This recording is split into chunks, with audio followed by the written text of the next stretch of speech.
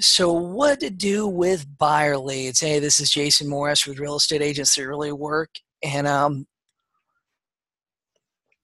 so we talked about 10 strategies to get free buyer leads. Now we're talking about what to do when you get them.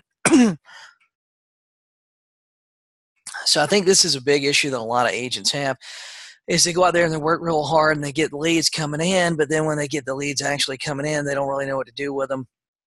And it creates an interesting situation. A lot of agents think that they should just throw them into a CRM like Conversion or something like that. Then they just kind of forget about them. But that's not. You can't do that. That's not the highest and best use. Every time you do that with them, and we'll get to that in just a minute, but every time you do that, you're throwing money away. The first thing you need to do with a buyer lead is, so a lead comes into your email, what to do next. Okay. So because most of us, if you're doing Facebook ads, if we're doing Craigslist ads, if we're doing,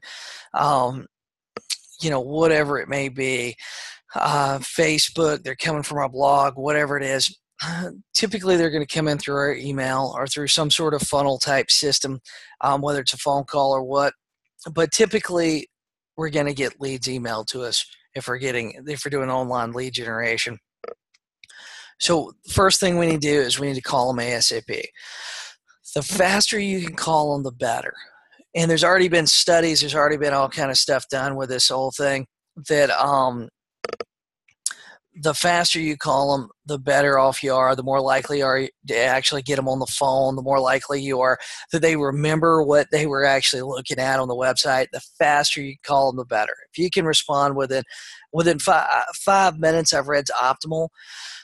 But the key is just to call them as quick as possible. If you can call them immediately when they come through, you're going to have a lot better luck than if you wait 3 days or wait 4 days. Or, a lot of agents go, oh, well, they registered on my website. I'm just going to let them look around for a couple of days before I call them. Guys, those agents that are doing that, they're using that very passive approach to buyers, working with buyers, are not closing many of them. They may be generating a lot of leads, but their conversion rates would go up if they called them and picked up the phone. Guys, just because, like, I hear agents tell me all the time, oh, well, Jason, I don't really want to work with sellers because I got a prospect. Guys, with buyers, you got a prospect too. Just you're prospecting on their time lots of times. You're not prospecting on yours. So it makes it a little bit funky as far as, you're basically at their mercy.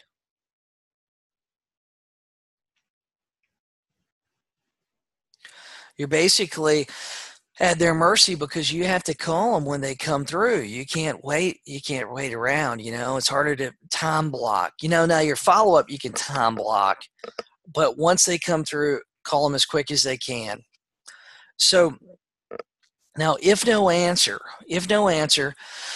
you want to leave a voicemail, you want to text, and you want to email them. And this is the basic script. So the basic script that you send. You just came through our website, my ad, my Facebook, etc. Wherever they come through, you just came through blank. Where you wanted information on a property, when is the best time to call you? Because here's the key. You want to get them on the phone. You want to have a conversation with them. You want to have a meaningful conversation with them. You don't want to get through this process or get into the process and you don't have you just don't have any contact with them. A lot of agents, they don't have contact with their buyer leads, and they can't figure out why they're not closing any. They're going, oh, well, I'm generating buyer leads like crazy, but I'm not closing any. The reason why you're not closing any is because you're never talking to them. Believe it or not, people still like to talk on the phone. People still want to touch base. People still want to have that human conversation, And the more of that you can have with that person, that buyer, the more likely they are that, hey, they're going to stick with you, they're going to work with you, because we all know that buyers don't typically come through just one website. When they're looking, they're registering on 5 or 6 websites. I mean, I'll tell you, when I was generating a really lot of buyer leads for my team, I remember I was paying for ads, and I had 3 websites that rotated for certain keywords. And back then, I didn't target keywords like you do now. I was just using Google Ads and was bidding on a lot of big keywords that were really expensive. But the funny thing was, these 3 sites that were rotating through those keywords, sometimes I'd have a buyer lead and they would literally register on all 3 sites, and all 3 sites were different types. They were different all the way around. One was a foreclosure website, one was an oceanfront condo website, one was just a residential homes type website. And it was like, man, wait a second. You're interested in all 3? So they were registering on all 3. So, and sometimes we don't really know what they're looking for until we actually call them. So you got to have the phone conversation, and your communication with your follow-up when the lead comes through needs to push them to having a call with you, right? Having that human interaction with you. And you need to wrap your head around this, that text and email, even though there are some deals done through text and email sometimes, that they're not good enough. They're not good enough. If you pick up the phone and call, you would have so many more opportunities. You'd have so many more at bats. Think of it that way, at bats. So now,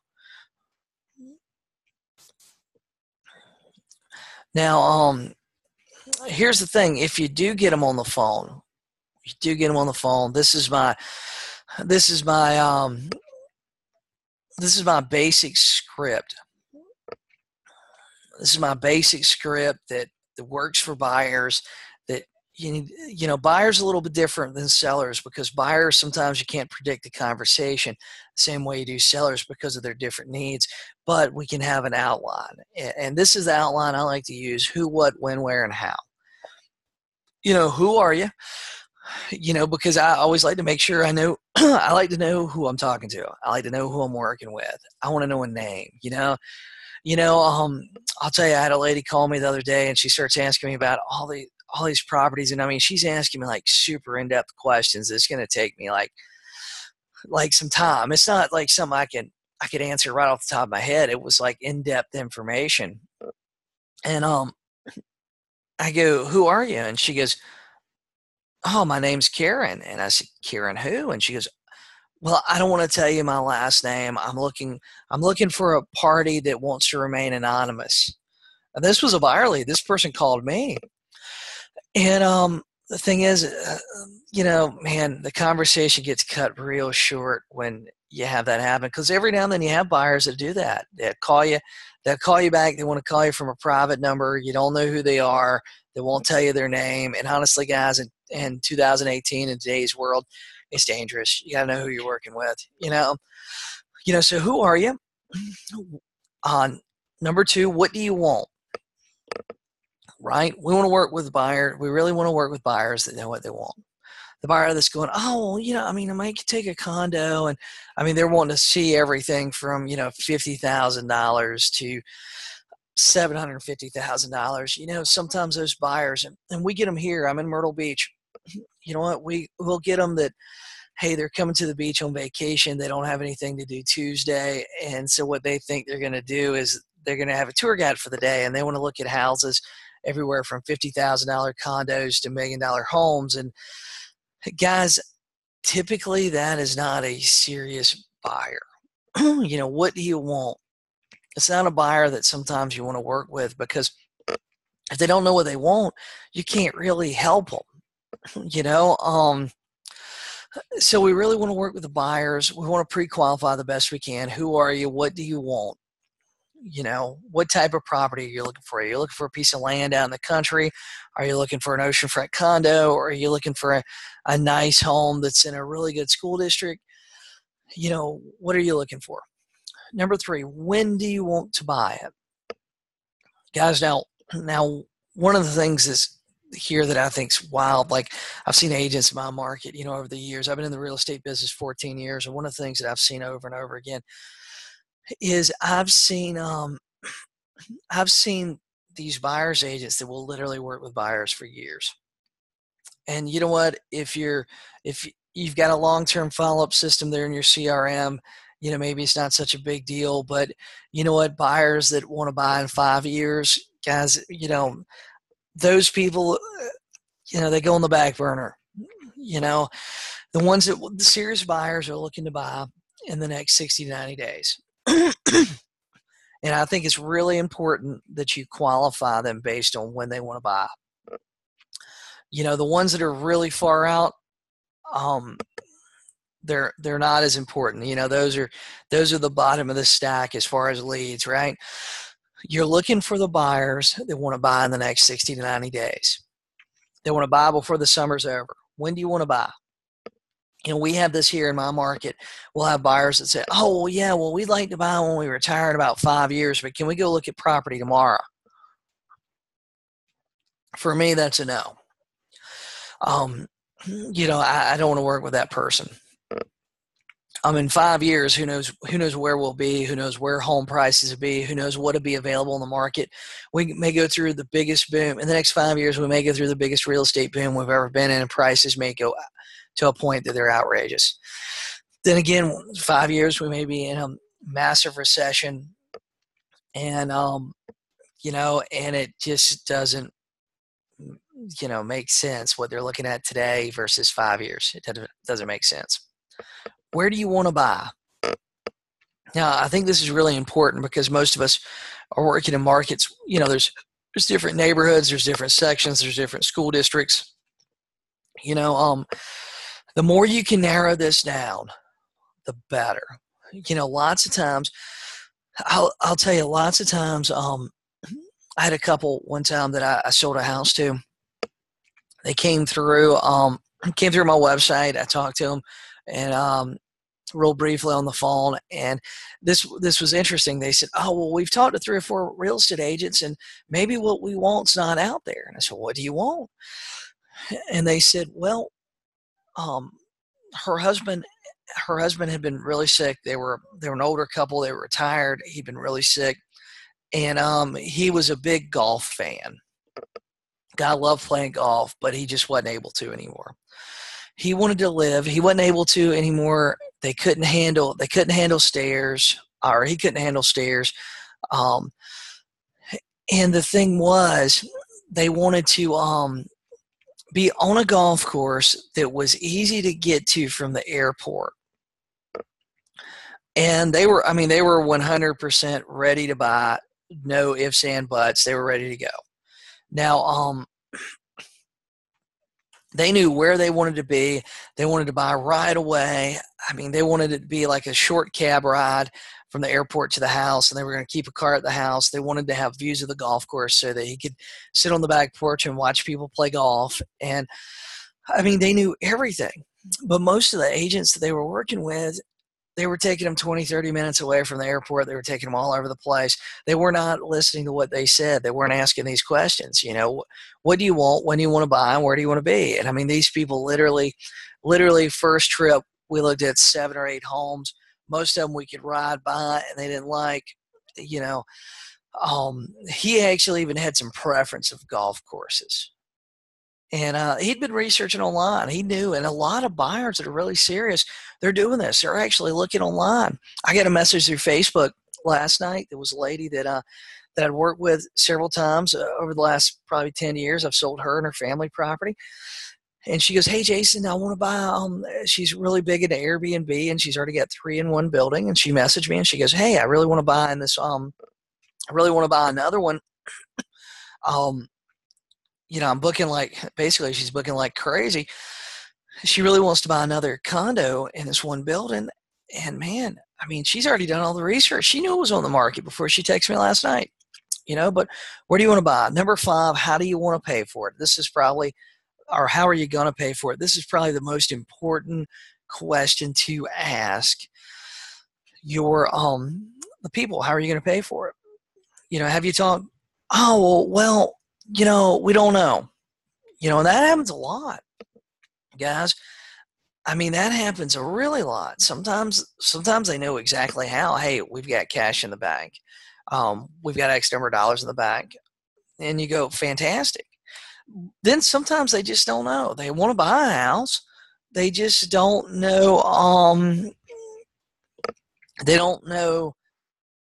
They don't know the first step about finding a lender or working with a lender. And this is why you need to ask. You need to know if you're representing the client. You need to know if they find something they like, they want to buy it now, it's in the perfect area. How are they going to pay for it? And sometimes this needs to be your first step, is to figure out how they're going to help them figure out how they're going to pay for it. Right? A lot of people too don't realize that there's a lot of people out there that can buy a house. They really just don't know that they can buy a house. Their credit score is good enough. I mean, right now you only have to have a 620. With a lot of things happening in the world, in the financial industry, this might go down. You can, and lots of times when they have the house, or lots of times they really want a house, and they're just a few points off. And this is one of the reasons why you have to have a credit repair person you're working with, and because sometimes they don't know how they're going to pay for it, and you got to help them figure it out. You know what I mean? Sometimes it's tough, but sometimes they have unique situations. That's one of the reasons too why it's tough to work with just one lender nowadays, because it seems like everybody has a little bit different product mix and a little bit different specialty. I mean, there's some lenders out there, some mortgage brokers, that they only work with A buyers. 700 plus credit scores, 20% down, the easy ones. You know what I mean? And then there's some lenders. Like I was talking to a guy the other day. He contacted me. I'm rent some space in the same office as him, and this guy, honestly, based on his product mix, it sounds like they're geared towards working with those credit challenged people. And that's why sometimes you need, he ain't going to give you the best rate. Even if you have a 700 credit score, 20% down, you're not going to get the best rate going through that lender. But he's got a good product mix for those credit challenged people, or the people with unique situations. They're self-employed, they're expensing everything out, their net on their tax return looks almost embarrassing. However, they do make plenty of money to pay for a house. Lots of times those people don't mind paying an extra percent, extra 1% on their loan, if they can get somebody to work through their challenging issues or use their bank statements or whatever it may be. So now let's say you got no answer. You left a voicemail, you sent a text, you sent an email. What do you do? What do you do now? Guys, I think that it's your duty, it's your responsibility, that if you're going to offer information, you're going to offer information to the general public. You're going to have a website. If somebody comes through your website requesting information or registers on it, then it's your duty, it's your responsibility. You got to try to contact them, right? I think you need to make 3 attempts a day the first 5 days until you talk to them. Call, and I'm not talking about call, email, and text one time. I'm talking about, hey, call, email, and text when they come through at 8 o'clock in the morning. Maybe give another call about 12. You don't have to leave voicemails on every single one of them. Give them another call about 5:30, 6 o'clock. I think you got to talk to them. I mean, it's just, you have no other choice. If you want to be really, really successful, or as a buyer's agent, or you want your agents, and tomorrow we're going to talk about hiring your first buyer's agent. These leads that come through, they're your leads. They're costing you time or either money, sometimes both, right? So I believe that it's your duty and your responsibility to try to contact them as quick as you possibly can. And I think you just got to do it, because if you don't, what's going to happen is somebody else is going to contact your leads. We hear that from agents all the time. Oh, somebody called my lead. we hear it all the time with buyers. You're showing a buyer property, all of a sudden they quit calling you, then you find out they wrote a contract with a different agent. And lots of times it's because that agent was picking up the phone and calling them. That agent was giving them the information first, right? So you have to be diligent. You have to be diligent contacting your buyer leads, because even though closing ratios typically are going to be 2-3% when you're dealing with Facebook and a lot of internet leads, that you still have to call them to get that 2 or 3%, right? So after the first week, try contacting 3 times a week the next 3 weeks. So that first 30 days is pretty aggressive. The first week is pretty aggressive, because what you're looking for is you're looking for those buyers that want to buy in the next 60 to 90 days. So if they want to buy in the next 60 to 90 days, they're looking for an agent that is really aggressive, one that's really, they feel like servicing their needs. And I mean, after all, they registered on your website. A lot of agents don't get that. They say, "Oh, we don't want to bother them. We just want them to let them look in peace." Guys, they're looking for information. They're looking for information. You have got to contact them. So after the first 3 weeks, after the first 30 days. So the first week you tried to contact them 3 times a day for 5 days. The second week you're contacting them 3 times a week, right? Now, these are the people you haven't gotten in touch with. The people you have gotten in touch with, hopefully you got a little bit different plan for them, because you're servicing them based on their needs, showing them property and all that stuff. So after the first 30 days, try contacting them 1 to 2 times a week for the next 60 days. So this is a 90-day follow-up plan. After 90 days, they can go in a drip. They can go wherever you want to, and maybe you call and touch base with your whole database once a quarter or something. But guys, the goal is to get them on the phone. The goal is to have a real conversation with them. The way that you build trust is you have real conversations with people. I know there's a lot of people like to text, but once you get them on the phone, then you've got to then you can have a real conversation with them. So now what to do once you get them on the phone? You go through your script, right? You go through the who, what, when, where, and how. Okay. Then once you do that, you got to send them a buyer package. And I got a spelling error there, but we have to send a buyer package. Okay. Now a lot of agents don't really know what a buyer package is. And that's okay, because nobody uses them really. And this is the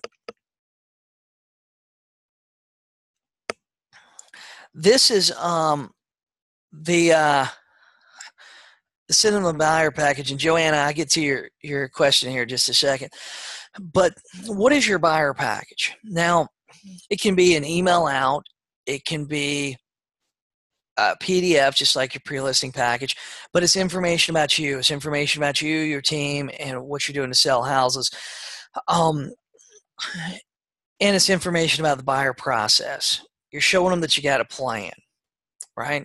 You're telling them a little bit about who you are, so they know who you are, and then you're showing them, hey, you've got a plan, So what does a buyer package do for you? Number one, it makes you look professional. You think about it. Any professional that you go to, any of them, I mean, even if you go get the oil changed in your car and it's at a real oil change place, a real place, they tell you what the plan is, right? They give you the sheet that says, hey, we're going to check your oil, we're going to check your windshield wipers, we're going to check your windshield wiper fluid, your brake fluid, we're going to top this and this and this off, right? It looks professional, makes you feel comfortable with that person. I mean, think about that. A buyer package, if you tell them what your plan is for them, it's going to make you look professional. It shows that you have a plan. And number 3, it sets expectations. So I'm a big believer in setting expectations with clients, because typically I'm pretty busy. typically I'm pretty busy, and you just got to tell them what to expect, you know? If you don't tell them what to expect, they're not going to know what to expect, and they're typically going to expect, if they don't hear from you for 3 or 4 days, they're going to be talking to the agent down the street, and that's the way it is. You know, you got to set expectations. Hey guys, you want to hear from me every single day, but when a property goes on the market that fits what you're looking for, it's going to get emailed out to you immediately. And those emails too, that gives you another opportunity to follow up with those buyers. Where you're actually going out there, you're sending the email, right? The email's going out as might be an auto alert or something, but you gotta follow up with those people, and you can follow up with those emails. And a lot of them think it's magical, especially when you call them up. After you've seen the alert go out because you're copied on it, or you can log in the back of your CRM and see who all logged in this morning. And you call them up and you go, hey, this is Jason Morris with eXp Realty. I seen hey, I sent you a property earlier today. I wanted to just call you real quick. I don't know if you had a chance to look at it, but I just kind of wanted to make sure that was kind of along the lines of what you were looking for, especially if you just started sending property to them. I want to make sure that was along the lines of what you're looking for, and I wanted to see if that was something you're interested in. Right? That's something agents never do, is they never ask, they never follow up on their e-alerts and say, hey, Mr. John Smith, Jason Morris here with eXp Realty. Hey, I know that I saw where we sent you some emails and you're logging into the website. Have you seen anything you want to go take a look at? I was setting appointments for this weekend. We're going to have a lot of people coming into town. A lot of people are going to be off work. Same as sellers, set appointments with the buyers. I was wondering if you see anything you were interested in taking a look at, right? Because, a lot of us are using CRMs, like we're using Conversion or some version of a CRM. And literally it tracks so much stuff. You can see them logging into your website. A lot of these websites are extremely smart, and when you can see them logging into the website, that gives you even more reason to call them, especially, if you can call the people that are on your website right now. Basically you're going, hey, Mark, it's Jason Morris here. Hey, I saw where you're logging into the website and stuff, and I just want to see if you saw anything you liked, anything you want to go take a look at, anything that fits your needs, But guys, your buyer package is going to do a lot for you, and nobody ever sends one. That's one of the things that you got to keep in mind too. Nobody ever sends one. So why don't we just put them on a drip? Number one, most of the emails go unread. And some of your CRMs, honestly, some of your CRMs, Google Smart, Gmail Smart, a lot of these things are going unread. They're going to spam. They're going to your promotions folder. They're just not, they're not going where they need to go. Number two, the drip just isn't enough, right? I promise you, there's no exclusive leads. Even if your mom and daddy are looking at buying a property in your market, man, sometimes they're talking to other agents too. I had this guy that was a buyer's agent for me one time, and I see him at the office, and he goes, and he looked like he was just defeated that day. And I said, hey man, what you got going on? He goes, oh, my parents are putting their house on the market. Okay, no kidding. And I was thinking in my mind, I was like, congratulations, man. You're getting your first real listing. This guy's a brand new agent. When I'd hired him as a buyer's agent, here was the thing. They didn't list their house with him. And that was it. And Joanna, one of the things about hiring an ISA is it's tough to do. You're better off to hire a buyer's agent, because that ISA is not going to be it's not going to be a personal touch from you. Sometimes it's really hard, it's really hard sometimes to make that handoff with an ISA. All right. I believe you're better off hiring a buyer's agent than hiring an ISA. That's really the truth. That way, the person they're actually talking to is the person they're actually it's gonna go unlock doors for them.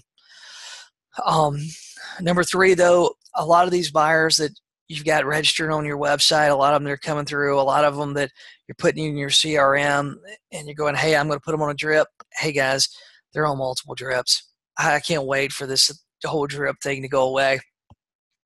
The buyers are probably on multiple drips. I mean, I was looking at property in North Carolina, and I'll tell you what, I'm a real estate agent. Man, I'm pretty loyal, to the person that works with me the most, that shows me what I want to see, that actually listens to me. You know what I mean?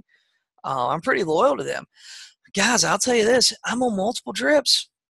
I've talked to multiple real estate agents. I'm a real estate agent myself. I've talked to a bunch of them. And a bunch of them have a lot of different ideas. A lot of them have different plans. A lot of them have different stuff, It's kind of wild. I told them all I was looking for the exact same thing, and all of them are sending me something different too. That's probably the craziest thing. But guys, I'm a real estate agent. I knew what I was looking for. I'd been doing my research online. I'm on multiple drips. And like I said, I'm getting different stuff from every single person, I believe. So typically the buyer, and this is me too in my situation, they're going to work with the agent that follows up with them, the one they trust, and the one they talk to. I'll tell you, I'm probably on 4 or 5 drips for this one place in North Carolina. And out of those 4 or 5, there's one guy, and this one guy, he's just the most informative. He's sending me exactly what I'm looking for. He's the one that, man, I feel like whatever he tells me that I can actually believe. And think about that. The other ones are, after that first conversation, I hadn't heard back from him. I mean, this guy actually, he actually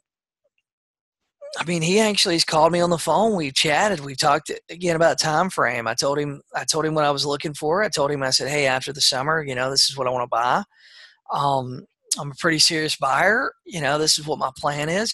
He gave me a lot of information, told me places that I could go look, what county office or resource did I need to check with before I done what I wanted to do. And man, I really feel like this guy's like looking out for my best interest. Now, the other agents, like I said, I haven't heard from them. Even if they send me something I really like, I'm probably not going to call them. I'm probably going to call this other guy over here that I really like, I trust, the guy that's knowledgeable, the guy that's following up with me. We can't just put them on a drip. It just isn't enough. So when do you send the people to a lender? I think this is a tough one for agents. I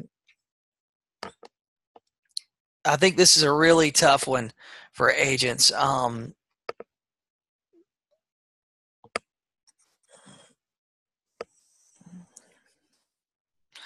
And when do we send them to a lender? When do we send them to a lender? I think you send them to a lender as soon as you possibly can. I think you just got to. I think once you talk to them about how are they going to pay for it, I think you try to send them right away. And if they don't want to get a pre-qualification letter, maybe they're not as serious as they say they are. If they don't have cash and they're not approved and they haven't talked to a lender, then that maybe they're not that serious. I think you got to. I think that you got to value your time. And when do you send them buyer's agency? I think that you send them buyer's agency pretty much as soon as you can. And I think this is something that you pretty much have to do, is send them buyer's agency. And I think you do it with your state and your office in mind. When do you guys, when do you guys do that? So guys, how long should you follow up with a buyer lead? I think once it goes in your database, as long as they're communicating with you, as long as they're logging into your website, as long as they're looking, as long as there's stuff going on with them, I think you should follow up with them. Now we're going to talk about here in the next couple of days. We're going to talk about when to fire a buyer. Sometimes you do have to fire buyers. You know, so guys, if I can help you with your buyer plan, just let me know. And I look forward to talking to you. And I hope this really helps your process and your buyer process. I hope you guys have a great day. I'll talk to you soon.